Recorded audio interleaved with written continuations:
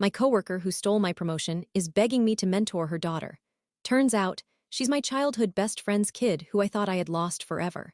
My coworker, Brenda, always seemed a little too eager to climb the corporate ladder, but I never pegged her for outright sabotage until I found out I didn't get the promotion I was promised. I'd been working towards the regional manager position for years, and it was all but guaranteed. Instead, Brenda, who'd been at the company for a measly 3 years, got it. The explanation from upper management was vague, something about new perspectives and a more dynamic approach. What really stung was Brenda's fake sympathy afterwards. She'd corner me at the water cooler, feigning concern, but I could see the smug satisfaction in her eyes. Then last week, she came up to my desk with this weirdly nervous expression. She said her daughter, Chloe, a bright girl heading to college next year, needed a mentor in business, and she wanted to know if I would take her on. I almost laughed in her face. Here was the woman who had stolen my promotion, asking me to invest time and energy into her family. But something about the way Brenda phrased it made me hesitant. It was as if she didn't actually want me, but felt obligated to ask. So I did some digging. I decided I needed to know everything about this Chloe girl, and after a few strategic questions, I learned that she was applying to the business program at my old university. That name, Chloe Martin, sounded so familiar. It niggled at the edges of my memory. Then, a picture surfaced on the family's group chat, and I felt like I had been hit by a bus. It was Chloe, and I recognized her immediately. It was my childhood best friend, Sarah's daughter. Sarah, who I hadn't seen since our huge falling out in our early 20s. The realization washed over me with the force of a tidal wave. My jaw almost hit the floor, and the universe just seemed to make a very cruel joke. Brenda, the backstabbing coworker, was also Sarah's mother. The world really is incredibly small and ridiculously cruel. Sarah and I had been inseparable since kindergarten. We did everything together. We spent nights at each other's places, until high school where we shared all our teenage dreams. Everything imploded when she accused me of dating her then-boyfriend, which wasn't true, and that friendship completely turned into ash. After that, everything we had turned into a mess, and eventually we never spoke to each other again. It was the most painful thing to leave behind. Update when I couldn't just pretend I didn't recognize Chloe. So I agreed to mentor her, not knowing what my true intentions were or what was going to happen. Yesterday, I had my first meeting with Chloe, and she was exactly like her mother but had a much kinder soul. I asked her about her mother, and she seemed a little awkward. But I also felt for her because she said her mom never really talks to her about business, and even when she does, she never does it respectfully. Then I asked her about her interests and hobbies and everything else, anything to get to know who she really was, and it turns out that she was going into business but didn't really know why. Her passion was in the culinary arts, but she was being pressured to do it so she could take over the family's business. Now, I found it a little harder to hate Brenda because I could tell how much she's actually messing up her daughter's life for some silly power trip that she's trying to get out of me by sending her to me. She knew it, though. She had that small smirk when she told me that I was her mom's first choice. When I told Chloe about a project she could focus on, it just kept building up in her to the point that she asked me how I know her mom. I kept it simple and told her that her mom and I used to work together and it ended poorly. I didn't tell her the whole story yet. I'm trying to feel out if she's really as much like Brenda as I initially thought. Chloe asked if that was why her mom was so nervous when she told her that I agreed to it. I wasn't sure how to respond to that, but I just said yeah, mostly. So I've started mentoring her.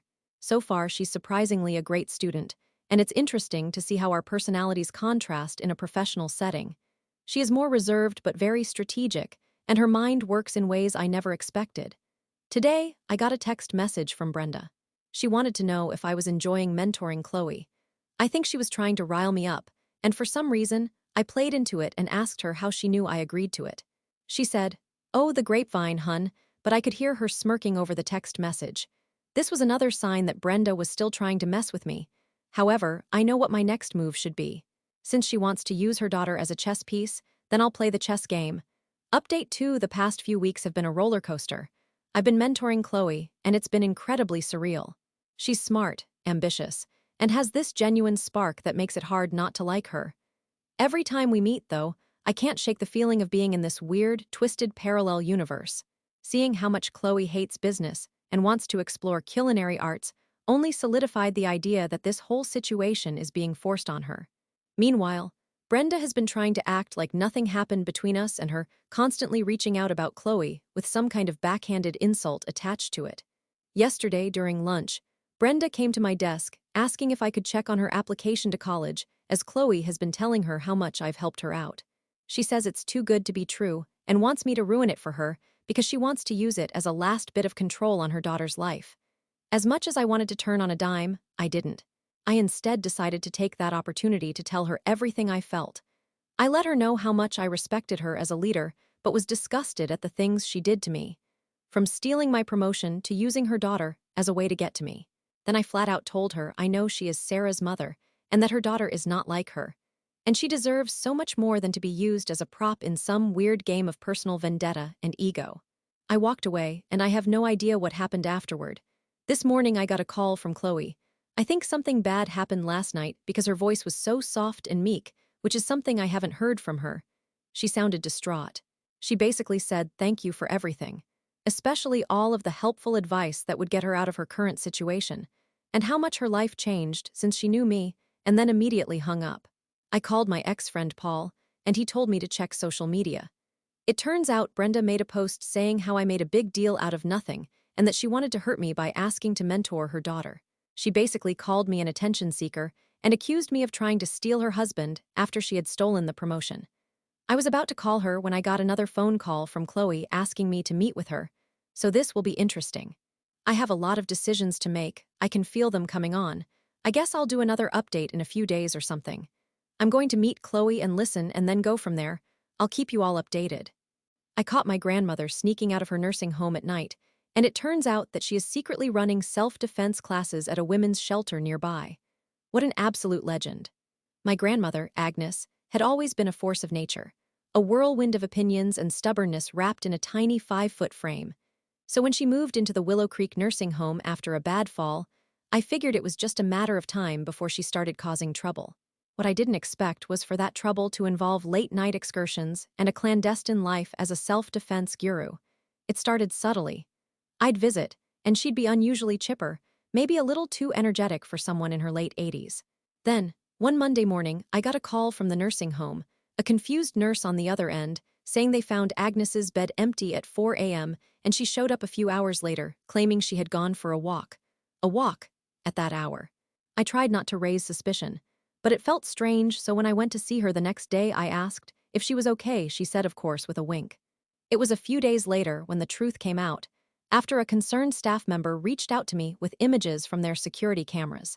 The grainy footage showed Agnes, bundled up in her best coat and armed with a rather intimidating-looking walking stick, expertly slipping past the night staff and hopping over a small fence like a seasoned pro.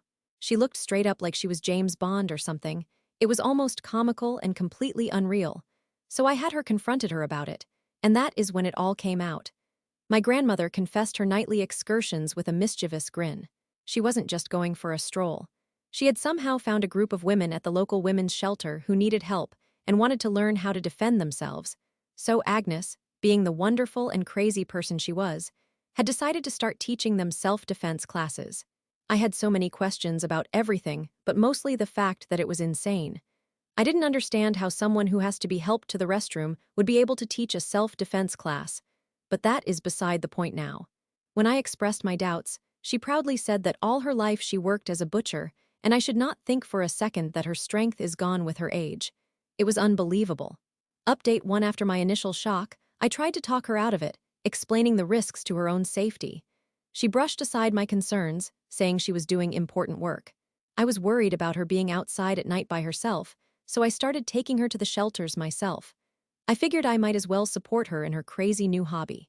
I'd pick her up at the nursing home around 10 p.m., when things were quiet, and drive her to the shelter, where she'd transform into a no-nonsense sensei, teaching basic moves and offering sage advice. I watched her carefully and would participate when there weren't too many people, which was very fun. These women, some young, some old, looked at her with such respect. It was a beautiful thing to watch, and the amount of confidence they were gaining in such a short period of time was incredible. I learned some moves myself, and am definitely better now if I were to get assaulted. What was once a secret was now a weekly event. We had a system down. I was getting good exercise, and my grandma was doing something she was very passionate about. One night, after I dropped her off and was heading home, I got a text from the shelter's director, a kind woman named Maria. Maria was in her early 40s and very energetic. She wrote, "Your grandmother is a treasure. The classes are doing wonders for the women's confidence." There was also something else, too. "By the way, your grandma asked me to show you these pictures if I saw you again. She wants to know who's the biggest goon." Below, that was 4 screenshots from some video surveillance footage of my grandma kicking random objects in a parking lot with different styles. It was funny and a bit odd, but I showed her the messages the next day during one of our self-defense trips. She laughed when I told her what Maria said, and she looked so proud of herself when she saw the screenshots. My grandma is a complete and utter weirdo. The nursing home staff started to get suspicious because of her improved physical fitness. She wasn't using a walker as much, and she was actually moving better. They tried to call me again, but I refused to go talk with them over it. I told them everything was fine, and they were to leave my grandmother alone. It was starting to get very difficult to navigate our new lifestyle, but I also wasn't ready to make her stop since I knew it meant the world to her. It was making her happy, and I could not deny that to her. I couldn't ask the same to the women at the shelter either. This was something so positive and wonderful for all of them. How could I possibly be the reason to make them stop doing it altogether? Update: 2 things finally came to a head last week when I got a call from the nursing home director. He had seen one of my grandmother's classes at the shelter. I didn't expect him to be happy about it, and while he wasn't upset with my grandmother directly, he said he had to address the matter. As he spoke to me, I knew I was going to be the reason why my grandma was not going to be able to do this anymore. He wasn't happy that he had seen her jumping and kicking. He basically said it was too much of a liability. So I told my grandmother. When I finally told my grandmother, she was very angry and disappointed. She said that they had always hated her and never respected her. I told her that I was very proud of her, and we talked about if there was any way she could teach during the day, so she would still be able to provide self-defense, but in a safer environment. She agreed, so I talked to Maria at the shelter and arranged that Agnes would teach a weekly afternoon class so that she wouldn't have to sneak out of the nursing home. The nursing home seemed much happier about the arrangement, and her doctor actually cleared her to do this with me assisting. We are now working on our routine. The first class took place on Tuesday, and the room was packed with the same women who attended our nightly classes and more. She looked so happy doing what she was passionate about, and honestly, the world is a much better place because of my grandmother. And I feel incredibly blessed that I could be a part of that journey, though unexpected. To think that when this all started, I was dreading another one of my grandmother's weird antics, I am grateful I got to see her in this new light. This chapter may be over now, but she is an inspiration to me and the women in her class, and her lessons will be carried on for years to come. My wife hired a PI to follow me because I've been acting suspicious. Turns out, she caught me planning her dream retirement, not a mistress. My wife, Sarah, has always been a bit of a worrier, but lately, it's been dialed up to 11. I've noticed her being jumpy, constantly asking where I am and what I'm doing. It started about 3 months ago, shortly after I picked up a new hobby of restoring old furniture, and she has been distant. I'll admit, I've also been more secretive as I've been working on a special project, but I didn't think it warranted this level of suspicion. Last night, she came to me with a somber face and a question that was more of an accusation. "Why have you been acting so suspicious lately?" I tried to play it cool, asking her what she meant. Instead of a direct answer, she showed me a stack of pictures, all with me at the hardware store, vintage shops, and antique markets. My stomach did a flip when I realized what I was looking at, but it didn't come from guilt. I just felt like someone had just slapped me across the face. The photo pile was full of me looking at wood, tools, and different textiles. Sarah then confessed that she'd hired a private investigator to follow me because she suspected I was having an affair. I laughed, which I probably shouldn't have, because the look she gave me was something that I will never forget. Once I was able to breathe again, I calmly sat down with her, and I told her what I had been up to. For months, I've been secretly working on her dream retirement. We had talked about it briefly a few years ago, about a vacation home in Montana. After the stress of moving our family to a new home and my wife getting sick with pneumonia, I wanted to start that project up and give it to her as a surprise for her 40th. Turns out, instead of planning her surprise of a lifetime, I have a bunch of photos of me being suspicious to give her as a surprise instead. She looked devastated and like she wanted to cry. It felt awful to see that reaction instead of excitement and relief. Then I had to explain to her that the old wood I got was from a reclamation shop. The hardware was vintage for the style we talked about. The textiles and all the tools I've been picking up are for her dream retirement home. It had a big library, which she always wanted, a place for all of her chickens and lots of space for her art. She had said that, when we grew old, she wanted to be an artist, and I've made sure to get a space for it. The look on her face was heartbreaking. She apologized over and over again and looked like a kicked puppy. I didn't know what to do. I wanted to yell at her for being so paranoid, but honestly, she looked like she was about to pass out. So I just went to bed. She came in there about an hour later and asked if I was going to leave. I said that was never my intention, and that we had more pressing things to deal with first. Then, I fell asleep. We haven't talked about it much today, but I know we need to, because I don't think that's something you should ever do to someone. I didn't ask for details because, quite frankly, I'm not ready to know them yet. Update 1. After a day of silence, we finally had our talk. I asked about the private investigator, and she just stared blankly at me. We ended up talking until 4 a.m. I don't know why it took us so long, but it did. She said she didn't think anything was happening, but she also said there was something, and that this was her way of dealing with it. I felt confused. I asked, "How could you suspect me of having an affair if you didn't feel like there was something to be suspicious about?" She just shrugged. I just don't understand her at times. She went through my phone, read my emails, and had no idea what was going on, but went straight to her plan B, which was hiring a complete stranger to do it.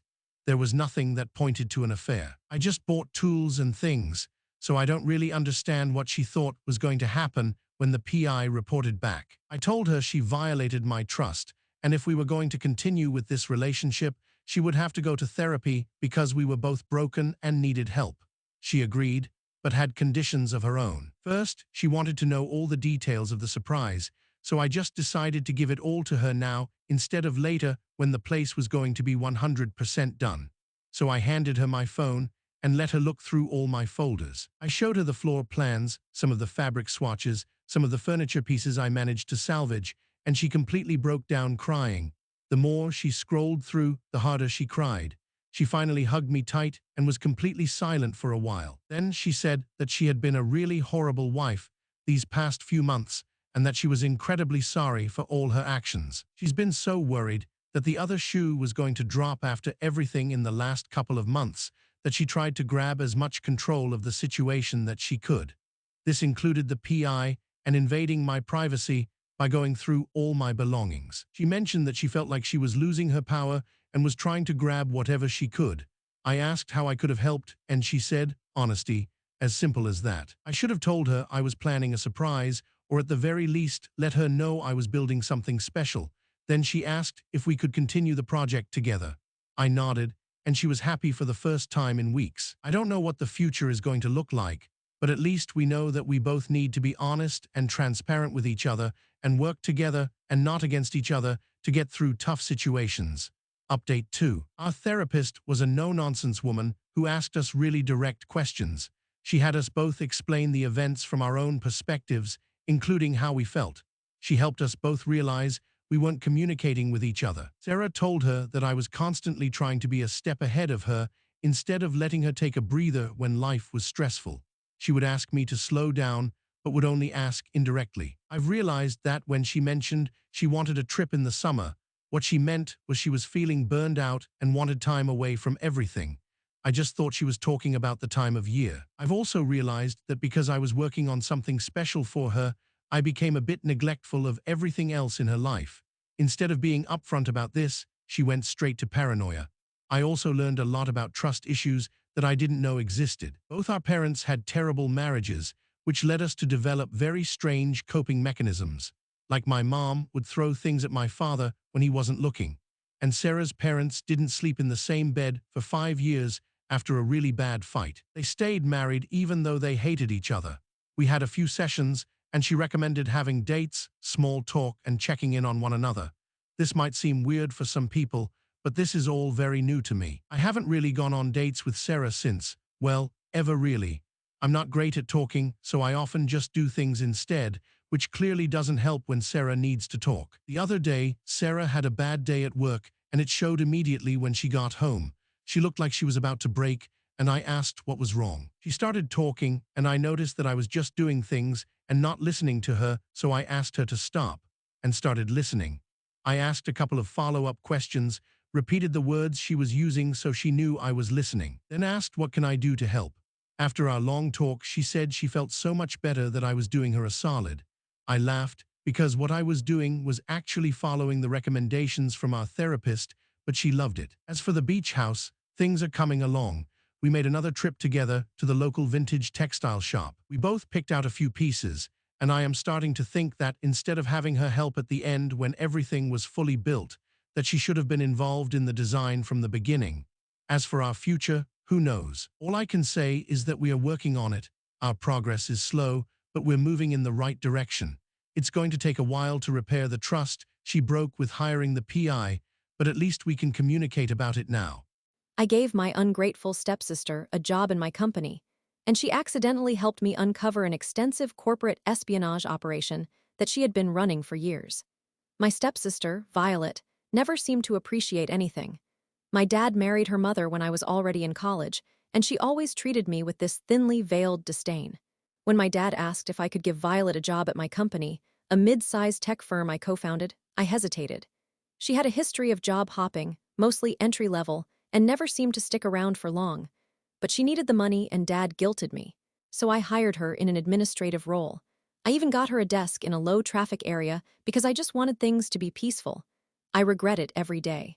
I made it explicitly clear that she couldn't have access to proprietary information, which she seemed to brush off as if it were completely normal. She didn't even have any coding experience. She began working 3 months ago and was doing fine.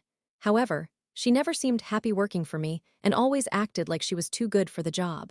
Things changed 2 weeks ago. I had left my computer open while grabbing a drink, and she just so happened to be walking through my office at that time.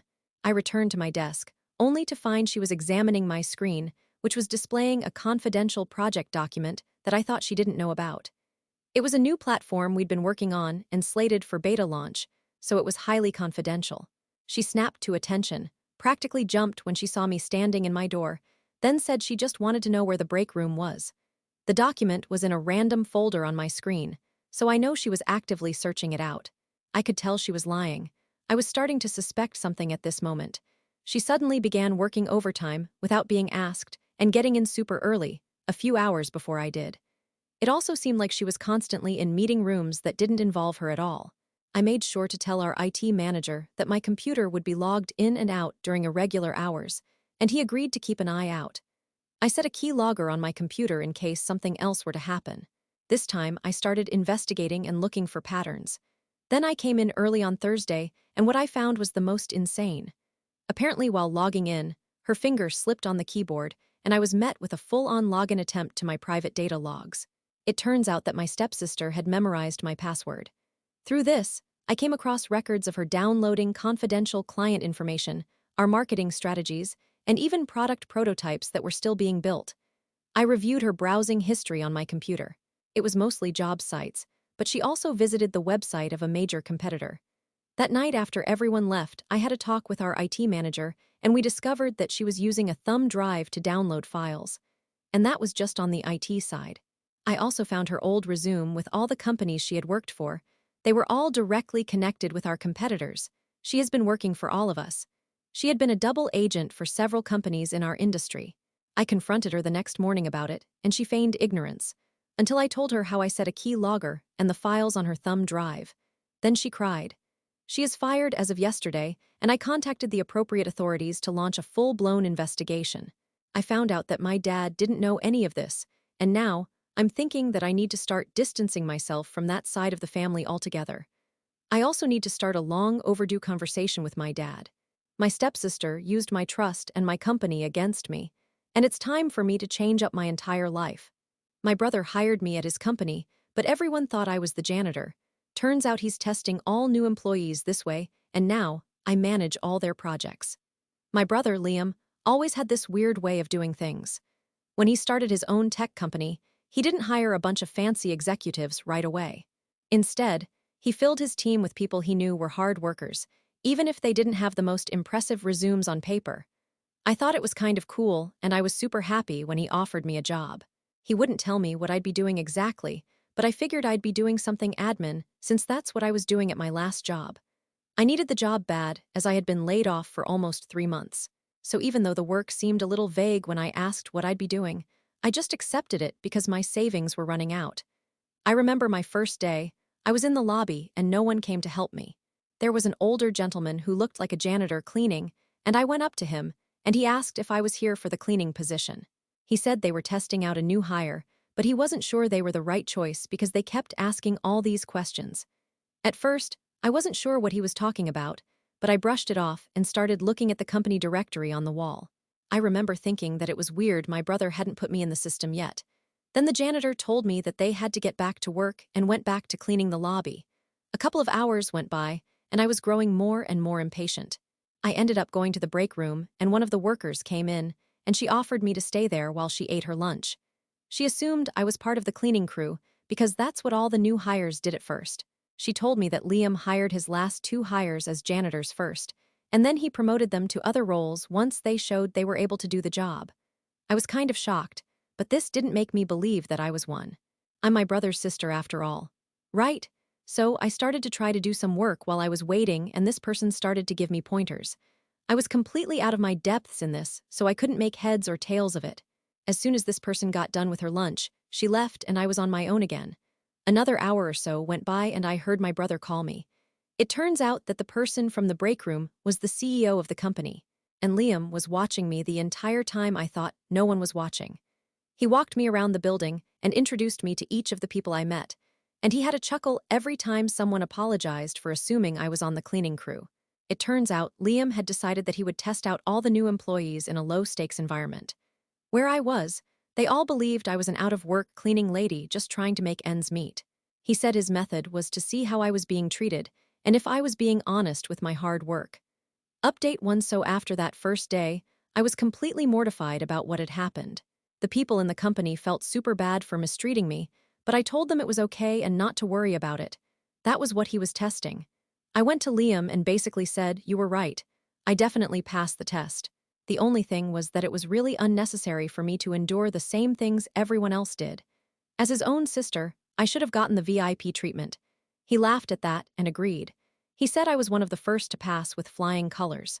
He also said that I was one of the only few who never questioned being a janitor. So far, he had hired mostly tech nerds who knew for a fact that their knowledge was greater than whatever they were being asked to do, and it often made them super cocky about the job, almost making it impossible for him to teach them anything. I still have to do some more training before I get to have a real desk at the office and an official position in the company, but he did have a different project that I could do in the meantime. It was super fun and creative. It basically involved using my admin background to help put together a new office protocol guide. So now, I wasn't just writing emails and organizing files, I was tasked to design it all. I got to make it all flow nicely, and I think I did a pretty awesome job and making sure it made sense. Update 2. I've been at the company for almost 6 months now, and everything is going great. I'm very happy working in my new position as project manager. I've been put in charge of a few key projects, and it has really felt great to flex my creativity and use all my hidden talent. Liam continues to do the same thing with all new hires.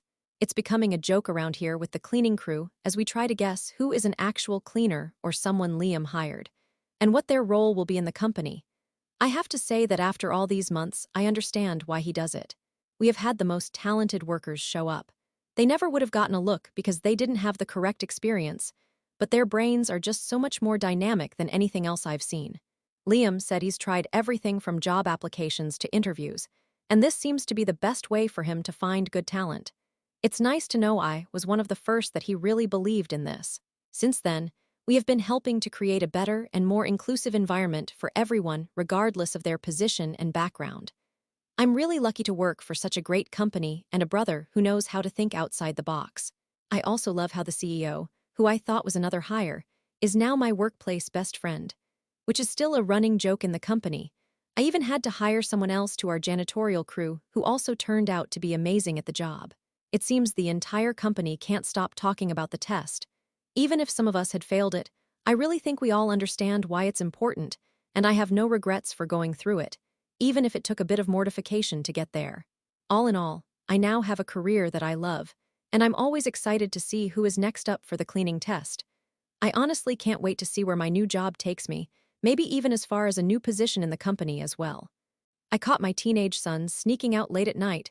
Turns out he's been building houses for homeless veterans, which has helped me heal my broken heart.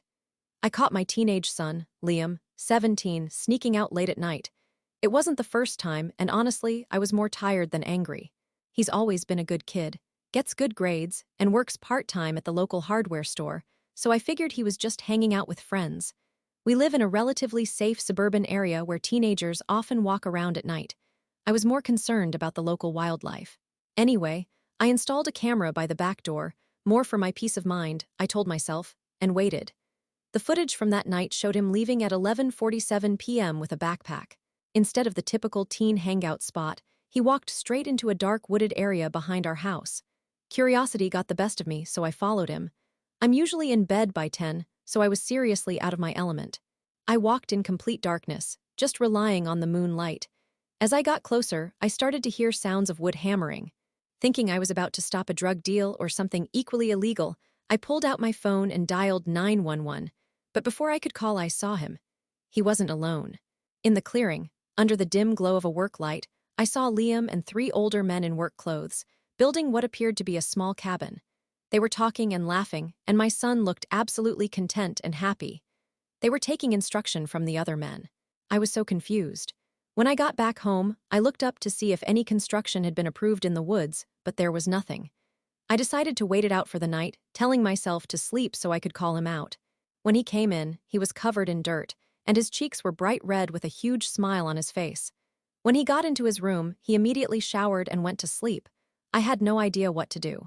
I decided to check his social media, which has been mostly dormant, but his most recent post was him with the men. The caption read, "Working on a forever home for local vets." I was stunned. I never knew my kid felt this strongly about anything. Update 1 the next morning, I asked Liam about what he was up to. He started off by trying to deny it, but he quickly relented when I showed him the footage of him working in the woods. He confessed that, for the past few months, he had been using his earnings to purchase tools and materials to build a small home for homeless veterans in our community. He connected with the men through the hardware store he works at, who are also former veterans. Apparently, they shared stories with each other and he felt inspired. I was completely taken aback by this. All I could muster was a soft, "Okay." I don't know why, but I never saw him this way, and I felt bad that I was expecting the worst. I never expected my own son would be this altruistic. He also said it was supposed to be a surprise, and he was sorry that I found out this way. He admitted that he was trying to keep me out of it because he was unsure of how I would react and thought I'd want to get involved and ruin the surprise by making his project a family project or whatever. I told him he was free to continue, but I just wanted to know and to understand. He agreed to share the details of this project with me going forward. After that, I asked to see the site again, but this time I asked to join them, and they agreed. For the last few weeks, I have been helping the small construction team. I'm mostly just passing supplies or using the measuring tape since I'm a disaster with any tool. But it's honestly been really fun, and I've been learning a lot from Liam and the men. They share stories about their service, and it's honestly made me think about my dad and how he never spoke about it. And even though it's physically taxing, I'm excited to continue going. One of the guys said that they could have easily hired a contractor for the same price, but they didn't because they didn't want a job. They wanted to give some good veterans a place to call home. The men have really taken Liam under their wing and are helping him learn everything about carpentry, construction, and how to be a better man. It's been amazing to witness. Update 2, it's been several months now, and the home is finally completed. It's small but functional and sturdy, and everything was made with love and hard work. We were able to get a local veteran organization to do an interview about this, and one of the veterans who is homeless in our area is going to get the home. He moved in yesterday. We celebrated with a BBQ, and they even gave Liam a small wooden plaque with a special note on it that made all of us, including my husband, cry. It reads, "In the darkness you shined a light." I'm so proud of Liam and his dedication to this project. His father and I had a talk about this, and he feels bad that he missed all of it. The plan is to use our vacation time to create a non-for-profit to continue to help the community and help support them. When he got in his head to do things, he is unstoppable. It truly is a remarkable achievement that he was able to do this. I can only hope our daughter is as dedicated and good-hearted as her brother. He got into the college he always wanted and will be studying civil engineering. We're going to see him off in a few weeks. I honestly feel like I raised a good kid, even though he can be a little sneaky. We have started using my free time to start planning another house with them, and now it's a full community effort. I'm honestly just excited to see where my son goes from here. The influencer who tried to cancel my small business accidentally made me go viral, which resulted in a boost of sales and a life-changing event. My small business, Cozy Critters Crochet, was my passion project. I made these adorable, handmade stuffed animals that looked like little creatures wearing pajamas. It wasn't bringing in a ton of money, but it made me happy and people seemed to love them. I mostly sold at local craft fairs and had a small following on Etsy, and my life was simple and quiet and exactly how I liked it. Then, about a month ago, everything went completely haywire. This lifestyle influencer, let's call her Bella Sparkle, came to one of the local craft fairs, looking for unique items. I was in such a bad mood and was already thinking of packing up for the day, but I was immediately blown away when I saw her. She had thousands upon thousands of followers. My friend urged me to take the shot, so very unlike myself, I offered Bella a free cozy critter for her honest review. I even wrote my business name on the tiny pajama that one of the dolls were wearing. Big mistake. Huge. She agreed, took my little blue bunny and then sauntered away. I didn't think much of it until the next day. Her review was a mess. Not of the little stuffy, mind you. She had put her face in front of the camera and started going off on how awful handmade items are and that small businesses are a scam. This thing, she waved my little bunny in front of the screen like it was some alien monster, is disgusting. She then claimed that all small business owners are horrible people with the worst intentions because we are secretly greedy. It was such an odd tirade, and it just seemed very personal, as if she had been through some deep trauma to feel this way about people. And she ended up telling all her followers to buy nothing handmade or from small businesses because they're trash. I watched the video with my jaw on the floor. My sales instantly plummeted. My Etsy shop went silent, and my messages blew up with hateful, vile comments from her rabid fans. I felt so defeated, so insulted, so belittled, and I almost closed down shop that very night. I did a terrible job at holding myself together for 2 weeks. My best friend then called me over to her place for support, and she showed me that my awful review actually went viral. People were mocking Bella's horrible take, and it had reached the right side of TikTok. People were taking my little blue bunny, wearing its tiny pajama with my business name on it, and making it into a meme. I started to get thousands of views on my videos. People who had never heard about me or Etsy started making purchases of all my critters. The amount of support was incredible. I literally cannot keep up with the demand now, and the negative comments have completely stopped. It's wild. Update 1: I can't believe how things have changed in just 2 short weeks. My Etsy shop is officially sold out. I spent 3 full days just sewing and preparing as many of my little critters as I could, and I sold them all out within an hour. All my posts went viral. People are duetting and stitching my videos, and there are videos where they're showing off my critters too. I even had a few influencers reach out and ask me for a collaboration. The crazy part is, that was only for this last week, so I'm not sure how this week will unfold. I had to take a day off from making critters, as my hands were stiff, and my neck was killing me. But my friend and I made a huge dent in all the orders this time. I'm not sure if this is going to slow down anytime soon, so I am considering hiring a couple people to help me with all the orders. Bella Sparkle did finally make a video to address the mess. It was an insincere apology where she didn't actually apologize and instead tried to play the victim. Her stans tried to defend her and say that it was out of context, which just showed me even more that I did the right thing. But I'm sure that will also pass soon and she will once again be living her best life, unbothered. But this was not the case for me. I just wanted to make some cute stuffies. I never asked for any of this, and I wouldn't change it for the world. It feels like every small business owner's dream. If she had just been nice to me, I would have been just a regular business owner with a tiny store. She gave me the push that I didn't ask for but definitely needed. I feel like I need to do something to take advantage of the situation. Update 2: I wanted to provide one last update, since things have mostly settled down, and all the chaos that I was living through is now just a normal part of my life. So, to start, I decided to go completely all in and quit my part-time job to give Cozy Critters my full attention. I hired 2 part-time college students to help me sew and handle my shipping. As things became more manageable, I made sure to start giving back. I contacted the local craft fair and gave them a couple hundred of my little critters so that they can give them to the children who participate. I reached out to local shelters as well and did the same with all the leftover fabric. I'm also sponsoring local artists by purchasing the materials through them so that I help keep the cycle going. With all the new customers, I am thinking about opening up a second shop dedicated to more personalized, more expensive critters. I'm considering turning my Etsy page into my basic shop and putting my more intricate creations on a dedicated store. But with these new ventures, I'm making sure to set up realistic boundaries for my personal life. The internet has been such a wild thing, and the fame that came from this is great, but also very scary. I'm making sure to take time off for myself and not let this turn into a job I hate. Bella hasn't done anything else. She made that insincere apology and basically disappeared offline. My videos and posts are still being seen and shared by lots of people, and that has still turned into a good income for me. So that's my little story about how a lifestyle influencer tried to cancel my small business, and it went viral and totally changed my life. If anyone needs a little boost or pick me up, just remember that a big all storm can always bring you rainbows.